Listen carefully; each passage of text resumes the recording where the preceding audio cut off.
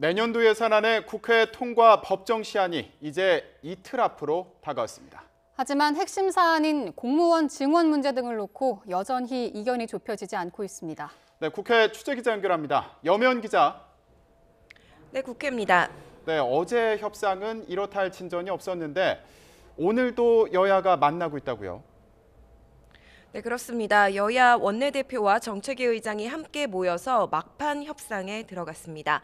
어제 회동은 공무원 증원 예산 문제 등을 놓고 팽팽하게 신경전을 벌이다가 더불어민주당 김태년 정책위 의장이 중도 퇴장하면서 결렬됐었는데요.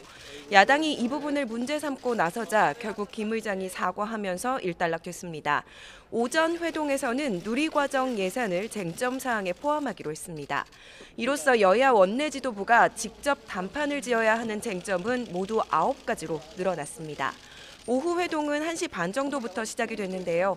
각 사안에 대한 구체적인 합의가 이제 겨우 시작된 겁니다. 지금은 각 사안에 대해서 소위원회 위원들의 의견을 듣고 원내 수석 부대표 간의 조율 등이 이루어지고 있습니다. 하지만 여야가 워낙 의견 차이가 큰 만큼 쉽사리 합의안이 도출되기는 힘들 것으로 보입니다. 아침 회의에서도 이런 간극이 분명하게 드러났는데요. 집권 여당인 더불어민주당은 공무원 증원 문제만큼은 양보할 수 없다고 못 박았습니다.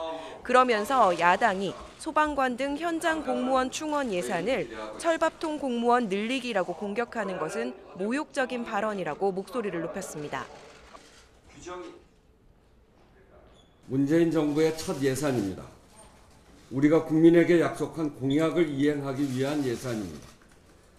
촛불 민심으로 탄생한 문재인 정부가 국민을 위해서 일하기 위한 예산입니다.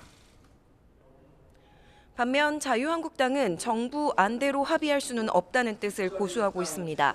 또 민주당과 국민의당이 호남선 KTX가 무한공항을 경유하도록 정부의 계획안을 수정하기로 한 것을 언급하면서 지역 간의 형평에 맞게 예산을 증액해야 한다고 촉구했습니다.